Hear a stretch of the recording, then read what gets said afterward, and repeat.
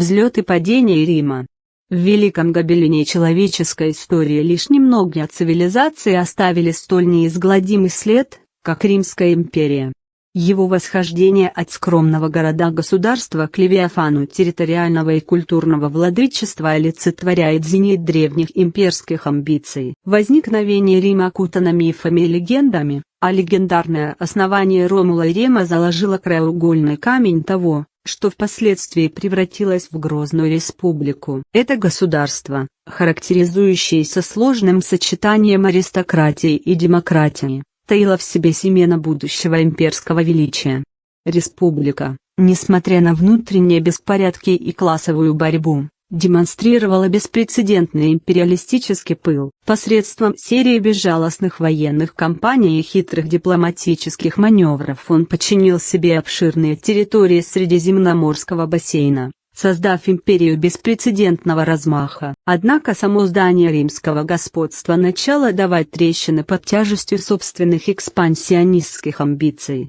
Непрекращающееся стремление к территориальному расширению истощило ее ресурсы, а внутренние махинации власти подорвали ее республиканские основы. Переход к империи при Августе ознаменовал решающую метаморфозу. Хотя он ознаменовал период относительного мира и стабильности, известный как Пакс Романа, он также сигнализировал о постепенном размывании республиканского духа, вытесняя его имперским абсолютизмом. Пик римского могущества не мог сохраняться бесконечно.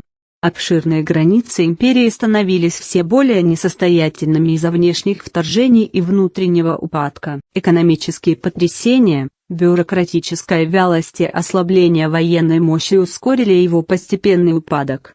Раскол империи на Восточное и Западное царства в IV веке нашей эры был предвестником надвигающегося распада ее западной половины. Разграбление Рима вестготскими войсками в 410 году нашей эры символично ознаменовало конец эпохи.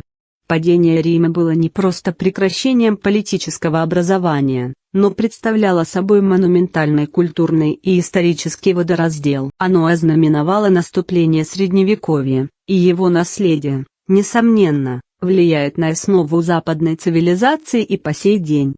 Оглядываясь назад, можно сказать, что взлет и падение Рима подчеркивают приходящий характер империи, независимо от их мощи. Он служит вечным напоминанием о цикличности истории, где за зенитом власти неизменно следует упадок и падение, отражая неумолимый ход времени.